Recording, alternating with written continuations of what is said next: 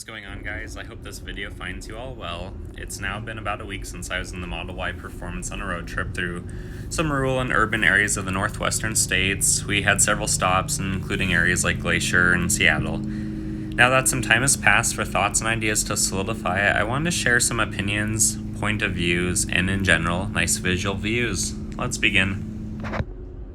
I want to begin by saying I am an ICE owner. For those who don't know that term, that just stands for internal combustion engine or a gas-operated vehicle.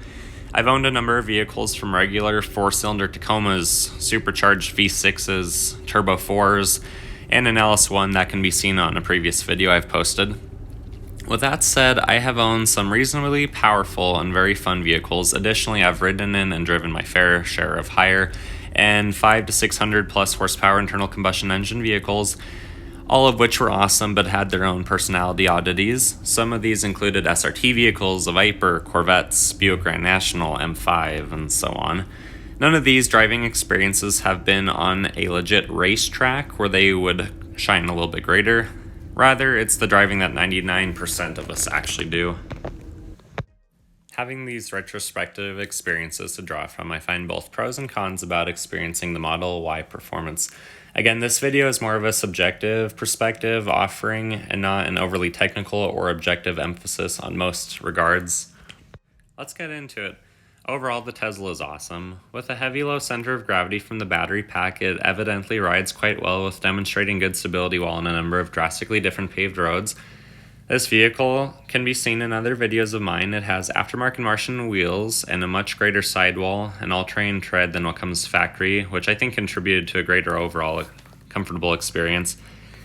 The tires during our trip were running low tread, and I think that strongly contributed to the excessive road noise at times. Another factor with that is the cab acoustics due to such a large amount of glass. With that said, a negative is the all-wheel drive system. Although great on-road and in snow, with roughly 6.5 inches of ground clearance and the battery pack underneath, you are much more limited in what you can expect out of the Model Y off-roading or when going to trailheads, campsites, etc. I would likely avoid anything that a typical sedan-like vehicle wouldn't be trialed on.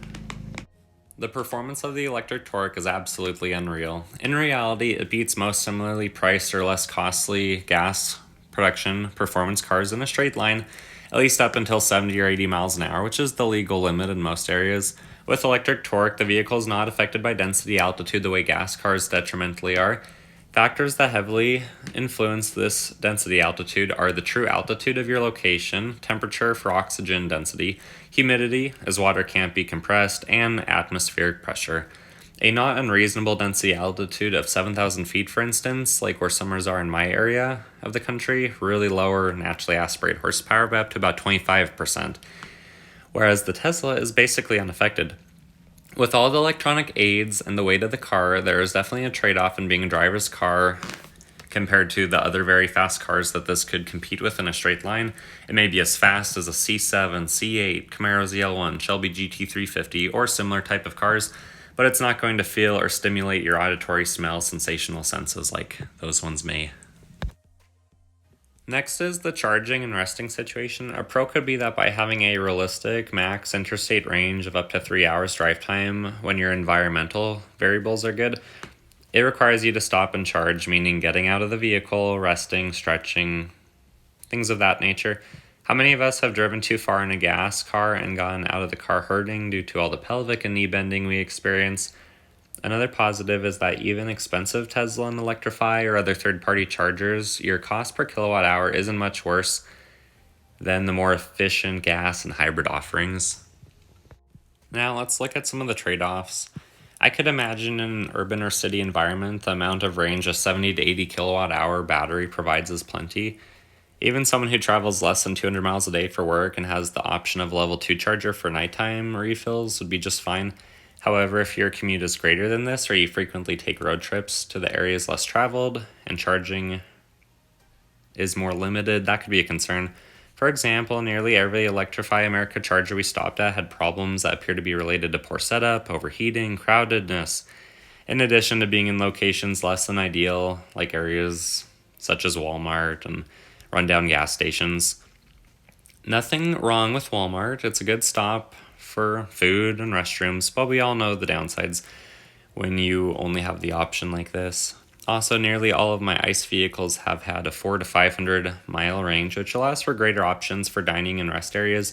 Additionally, if you're stopping for 45-minute charges every 2.5 to 3 hours, you need to know that you may watch 7 or 8 gas cars leave the same pump at the neighboring station. Being frank, I thought these charger experiences were less than ideal on this road trip. However, in my own daily commute, this wouldn't be a problem. Cost and overall value are certainly a consideration for most buyers. Are EVs, or in this case, Tesla, worth it at this point? I'm not convinced at current prices compared to gas they are. The argument here is a cost-only consideration and not from an environmental situation. When looking at the current Model Y performance configured on Tesla's website, it would be slightly over $72,000. Compared to my Outback Wilderness daily driver, that's a $31,000 difference.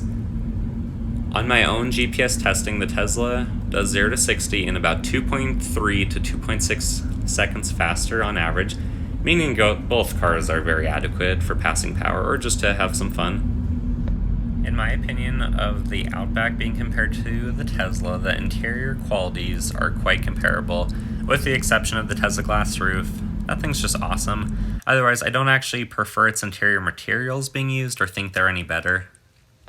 Storage is quite similar in total cubic storage with the rear seats down in the mid-70s. However, the configuration is slightly different between the longer Outback and the shorter Model Y.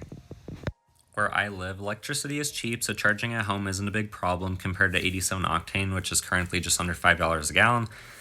My vehicle gets about 30 miles per gallon. As mentioned, charging a superchargers is hardly more affordable and price effective than the more efficient gas cars. Charging at home could be at least 4 times better value for an EV compared to gas. But if we take the $31,000 vehicle difference to apply to the current $5 a gallon at 30 miles per gallon, we get over 186,000 miles before it would break even. Plus the cost of all the electricity, it would be well over 225,000 miles before you'd even break even. 31,000 difference between a similar vehicle is quite a bit of opportunity cost. You would either pay up front for the vehicle or finance, and then you're paying interest on the difference on the amount like this. You might ask about the cost of maintenance as a gas car requires. That's a reasonable point, but I would ask about the cost of twice as fast tire wear on the EV, all the electrical connections for regular outlets, level 2, installation, higher insurance premiums, etc. For the purpose of this, we won't mention battery cost replacements, as the changes are similar to an engine or transmission replacement in the counter argument. The Model Y is likely the safer vehicle.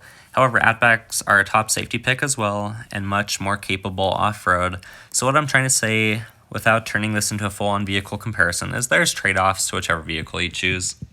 Finishing my thoughts, overall the Tesla is an incredibly impressive vehicle if you're looking for a straight-line drag car with a warranty. It's nearly worth the cost just for that, throw in the fact that it's incredibly roomy for its size, extremely safe and well-engineered. And with having cheap fuel costs by comparison, those just add to its value. If you're in the market for a $70,000 vehicle, it's an incredible option, but buying higher than your wage, thinking it will break even or you'll save in the long run, is not a bet I would personally make at this point. Anyways, guys, if you made it this far, thank you so much for watching my video. Please like, comment, and subscribe for more, and I'll see you again soon. Take care.